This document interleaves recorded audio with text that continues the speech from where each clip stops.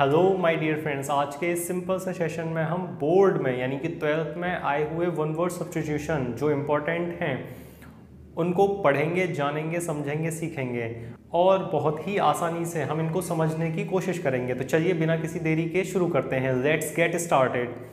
तो first is capable of being heard. तो capable का मतलब होता है लायक, बीइंग हर्ड का मतलब होता है सुनना। जैसे कि आप मेरी आवाज़ सुन पा रहे हैं तो कैपेबल ऑफ बीइंग हर्ड का मतलब होता है सुनने लायक। तो सुनने लायक के लिए जो वन वर्ड होता है वो होता है ऑडिबल। ऑडिबल का मतलब होता है सुनने के लायक। अब यहीं पर अगर ये हो कि सुनने के लायक ना हो, जैसे कि मैं बोल रहा हूँ लेकिन अभी आपको मेरी आवाज़ ना आए, तो अगर आवाज़ नहीं आ रही तो इनऑडिबल। इनऑडिबल यानी कि ऑडिबल से पहले इन लग जाएगा। तो अगर इनऑडिबल है तो इसका मतलब आवाज़ नहीं आ रही है, और अगर ऑडिबल है तो ऑडिबल का मतलब होता है कि आप सुन पा रहे हैं, आवाज़ आ रही है। चलिए बढ़ते हैं नेक्स्ट की तरफ। A post for which no salary is paid, यानी कि ऐसी कोई पोस्ट, ऐसी कोई जॉब जिसके लिए आपको कोई सैलरी ना दी जाए। आपको बुलाया जाए, दिन भर काम कराया जाए आपसे, लेकिन आपको कोई पैसा ना दिया जाए, आपको कोई सैलरी ना दी जाए, तो ऐसी जॉब या फिर ऐसी पोस्ट को कहा जाता है ऑनरेरी। ऑनरेरी। तो इसका मतलब हो जाएगा जॉब है, पोस्ट है, लेकिन कोई पैसा नहीं है, फ्री में आपको काम करना है, तो वो होता है honorary. Next, yearly return of the date of an event. जैसे कि आपके मम्मी पापा की शादी जिस दिन हुई होगी वो डेट हर साल लौट कर आती है, तो उस डेट को क्या कहेंगे? हाँ जी, बिल्कुल सही, उसको कहा जाता है एनिवर्सरी। तो अगर कोई डेट ईयरली किसी इवेंट की लौट कर वापस आती है तो उसको कहते हैं एनिवर्सरी। बहुत ही सिंपल। चलिए बढ़ते हैं नेक्स्ट की तरफ। Which can not be repaired, यानी कि ऐसी कोई वस्तु जिसको ठीक ना किया जा सके, जिसको रिपेयर ना किया जा सके, उसको क्या बोल सकते हैं? जिसको ठीक ही ना किया जा सके, तो रिपेयर। रिपेयर का मतलब होता है ठीक करना। अब इसमें लगा दिया गया ABLE यानी कि एबल, तो ये हो जाएगा लायक। जैसे कि रिपेयरेबल, तो रिपेयरेबल का मतलब हो जाएगा ठीक करने के लायक। लेकिन जो क्वेश्चन पूछा गया है वो ये है कि ठीक करने के लायक ना हो, तो इसके आगे लगा देंगे अन, तो ये हो जाएगा अनरिपेयरेबल। तो अनरिपेयरेबल का मतलब हो जाएगा जो ठीक करने के लायक नहीं है। जैसे कि ईट, ईट का मतलब होता है खाना। एबल यानी कि ईटेबल, ईटेबल का मतलब हो गया खाने लायक, और इसी को कहना हो कि खाने के लायक नहीं है तो ये हो जाएगा अनईटेबल, यानी कि खाने के योग्य नहीं, खाने के लायक नहीं। तो ऐसे जो ठीक करने के लायक नहीं, ठीक करने के योग्य नहीं, उसको कहा जाता है अनरिपेयरेबल। So easy. चलिए बढ़ते हैं नेक्स्ट की तरफ। हार्ड बट इजीली ब्रोकन, यानी कि कोई चीज़ जो देखने में तो थोड़ी बहुत हार्ड है लेकिन वो बहुत ही आसानी से टूट जाए। जैसे कि ग्लास, ग्लास अगर देखा जाए तो वैसे तो हार्ड होता है, लेकिन अगर उसको अच्छे से पंच किया जाए, थोड़ा सा हार्ड अगर उसको नॉक किया जाए तो वो इजीली टूट जाएगा। तो इसको कहा जाता है ब्रिटल। ब्रिटल यानी कि कोई ऐसी चीज़ जो हार्ड है लेकिन बहुत आसानी से तोड़ी जा सकती है, तो उसको कहते हैं ब्रिटल। ये भी कितना आसान है। चलिए बढ़ते हैं नेक्स्ट की तरफ। One who looks at the dark side of the things, यानी कि ऐसा कोई इंसान जो हमेशा नेगेटिव ही देखता हो। कुछ भी अच्छा हो जाए लेकिन वो ढूंढ के उस चीज़ में से नेगेटिव ही चीज़ ढूंढ लेगा, चाहे कितना भी पॉजिटिव एटमॉस्फेयर हो, एनवायरनमेंट हो, लेकिन वो कहीं ना कहीं आके कमी निकाल ही देगा। तो ऐसे इंसान को कहा जाता है पेसिमिस्ट। पेसिमिस्ट। तो ऐसा इंसान पेसिमिस्ट हो गया। लेकिन एक समझदार, अच्छा, पॉजिटिव इंसान जो कहीं पर भी पॉजिटिविटी ढूंढ ले, ऐसे इंसान को बोलते हैं ऑप्टिमिस्ट। ऑप्टिमिस्ट का मतलब ऐसा इंसान जो पॉजिटिविटी ढूंढे। पेसिमिस्ट ऐसा बेवकूफ़ इंसान जो हर जगह नेगेटिविटी ढूंढता फिरे, उसको पेसिमिस्ट कहा जाता है। ये भी बहुत simple. Next, a person who can neither read nor right, यानी कि ऐसा इंसान जो ना तो पढ़ सके ना लिख सके, एक तरीके से कहा जाए अनपढ़। तो ऐसे इंसान को क्या कहा जाता है? चलिए समझते हैं। वर्ड है लिटरेट। लिटरेट का मतलब है पढ़ा लिखा। लिटरेट मतलब पढ़ा लिखा। अब इस लिटरेट में आगे लगा दीजिए IL।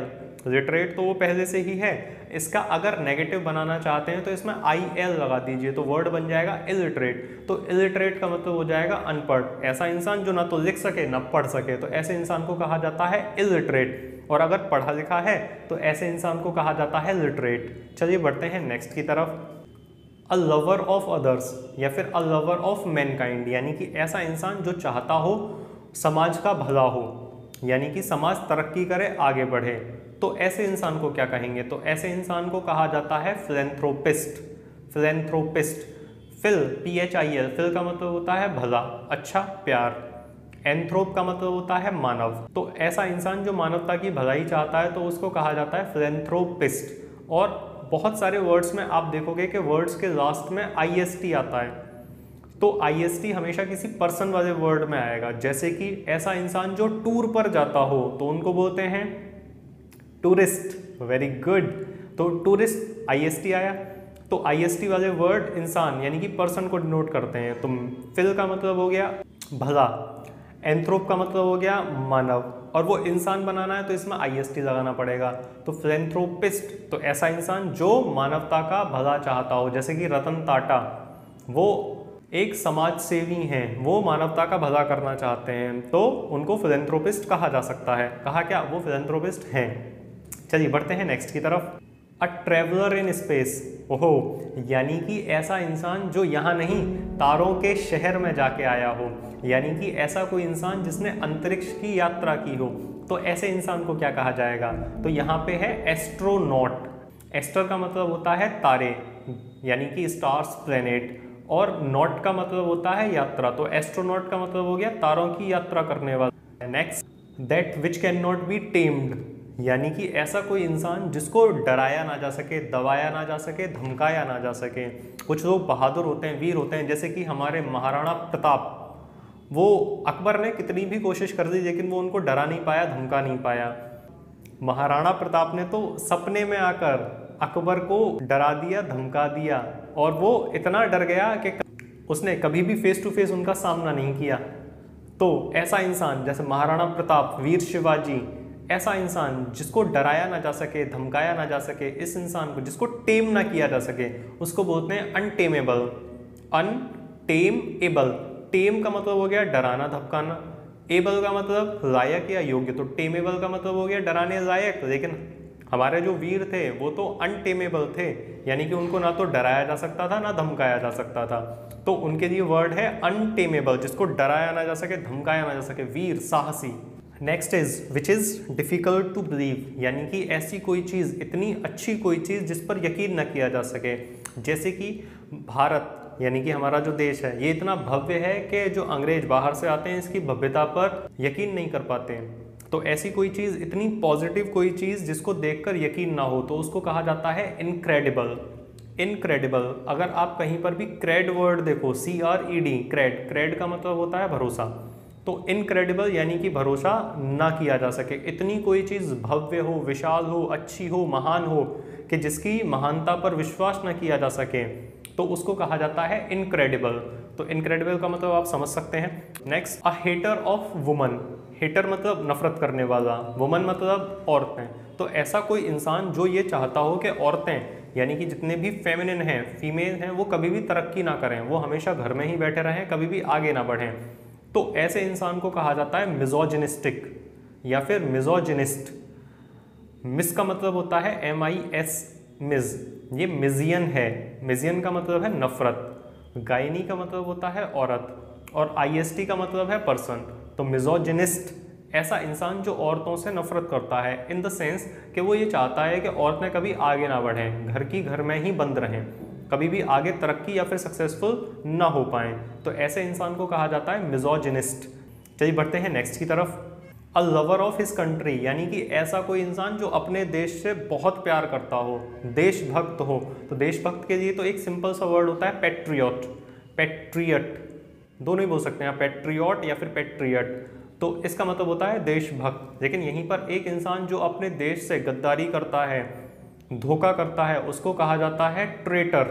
ये भी आप याद रखना, अगर देशभक्त है तो पैट्रियट, और अगर गद्दार है तो ट्रेटर। और मुझे उम्मीद है कि जितने भी लोग यहाँ देख रहे हैं वो सब देशभक्त हैं, आप सब पैट्रियट हैं, आप में से कोई भी ट्रेटर नहीं है।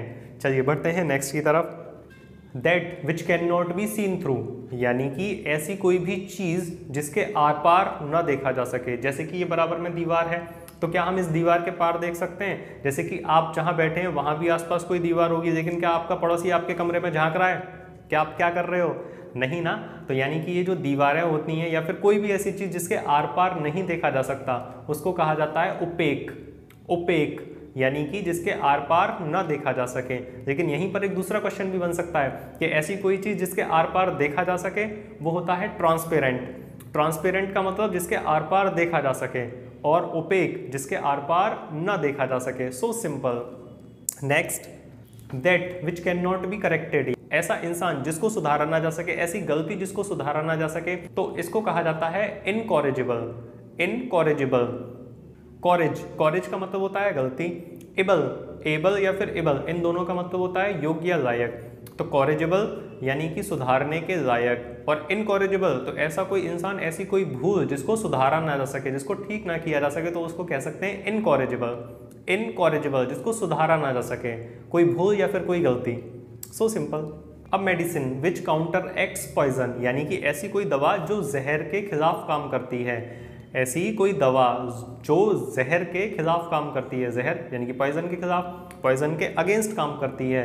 एंटीडोट, तो इसका मतलब हो जाएगा ये ऐसी दवा है जो जहर के खिलाफ काम करती है, पॉइजन के खिलाफ काम करती है, तो उसको कहते हैं antidote. Next, a hater of man या फिर अ हेटर ऑफ मैनकाइंड, यानी कि पूरे समाज से नफरत करने वाला है। कुछ लोग ऐसी मानसिक प्रवृत्ति के होते हैं जो चाहते हैं कि पूरे समाज को मार दें, बस हम ही बचें, बाकी सबको मार दें। तो ऐसे इंसानों को इंग्लिश में एक शब्द में क्या कहा जाता है, चलिए जानते हैं। मिजियन, ये एक ग्रीक शब्द है। मिजियन का मतलब होता है हेट, यानी कि नफरत करना।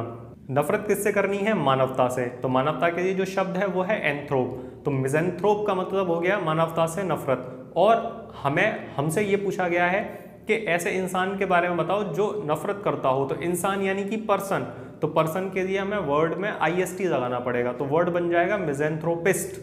तो ऐसा इंसान जो मानवता से नफरत करता है, मिज़ेंथ्रोपिस्ट। और जो मानवता से प्यार करता है, जो चाहता है कि मानवता तरक्की करे, सब ठीक रहें, अपने घर पर फलें फूलें, जैसे कि रतन टाटा, तो इनको कहा जाता है फिलेंथ्रोपिस्ट। फिलेंथ्रोपिस्ट और एक है मिज़ेंथ्रोपिस्ट। तो ये एंटोनिम सिनोनिम भी हो सकते हैं, आप इसे अच्छे से पढ़िए। चलिए बढ़ते हैं नेक्स्ट की तरफ। मैटर रिटन बाय हैंड, यानी कि ऐसा कोई भी चीज़, कोई स्टोरी हो सकती है, कोई पोएट्री हो सकती है, कोई भी नोट्स हो सकते हैं जिनको हाथों से लिखा गया है। जैसे कि ये जो शीट है इसको कंप्यूटर से लिखा गया है, लेकिन जैसे कि आप कॉपी में, कॉलेज में, कोचिंग में जो भी नोट्स लिखते हैं वो आप अपने हाथों से लिखते हैं। तो ऐसे नोट्स को, यानी कि उस मैटर को क्या कहा जाएगा जिसको हाथों से लिखा गया है। हाथ के लिए जो रूट होता है वो होता है मैन। हाँ जी, मैन अगर रूट लेवल पर देखा जाए तो मैन का मतलब होता है हैंड। जैसे कि मैनेजर, मैनेजर क्या करता है? चीज़ों को हैंडल करता है। मैनेज करना, चीज़ों को हैंडल करना, तो मैन का मतलब होता है हैंड। अब यहाँ पे चीज़ों को हाथों से लिखना है, तो यानी कि ये हो जाएगा मैन्युस्क्रिप्ट। मैन्युस्क्रिप्ट, मैन और स्क्रिप्ट मतलब लिखना, और मैन का मतलब हो गया हैंड, तो हाथों से लिखना यानी कि मैन्युस्क्रिप्ट। तो आप जितनी भी चीज़ें लिख रहे हैं अपने हाथों से, उन सबको मैन्युस्क्रिप्ट कहा जा सकता है। So simple. चलिए बढ़ते हैं नेक्स्ट की तरफ। The murder of one's brother, यानी कि अपने भाई की हत्या। तो इसके लिए जो रूट है वो है साइड। साइड का मतलब होता है हत्या, जैसे कि सुसाइड। सुसाइड का मतलब, हाँ जी बिल्कुल ठीक, सुसाइड का मतलब होता है खुद की हत्या कर लेना। ऐसे ही यहाँ पर पूछा गया है भाई की हत्या, तो भाई के लिए वर्ड है फ्रेटर। फ्रेटर, फ्रेटर का मतलब हो गया भाई, तो फ्रेटरी साइड, साइड का मतलब हत्या, फ्रेटर मतलब भाई, तो भाई की हत्या यानी कि फ्रेटरी साइड। तो फ्रेट्रीसाइड का मतलब हुआ भाई की हत्या। ऐसे ही हो सकता है पेट्रीसाइड, पिताजी की हत्या, मैट्रीसाइड, माताजी की हत्या, इन्फेंटिसाइड। इन्फेंटिसाइड तो बहुत एग्जाम में पूछा गया है, तो इन्फेंटिसाइड का मतलब हुआ किसी न्यूली बॉर्न बेबी की हत्या, यानी कि कोई जो नवजात शिशु है जो अभी पैदा हुआ है उसकी अगर हत्या कर दें तो उसको कहा जाता है इन्फेंटिसाइड। और अब तो इंसान अपनी राक्षसी प्रवृत्ति से और आगे बढ़ गया है, और जो बच्चा अभी पैदा भी नहीं हुआ, यानी कि जो भ्रूण में है, यानी कि जो गर्भ में है, उसको भी मारने लगा है। तो ऐसी हत्या को कहा जाता है फोटिसाइड। फोटस, फोटस यानी कि वो बच्चा जो अभी पेट में है और उसकी अगर हत्या कर दी जाए तो उसको कहा जाता है फोटिसाइड।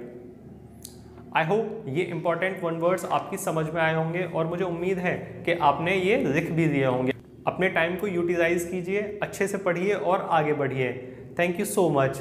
ऐसे ही द इंग्लिश अल्फा के साथ में पढ़ते रहिए और आगे बढ़ते रहिए। Thank you so much.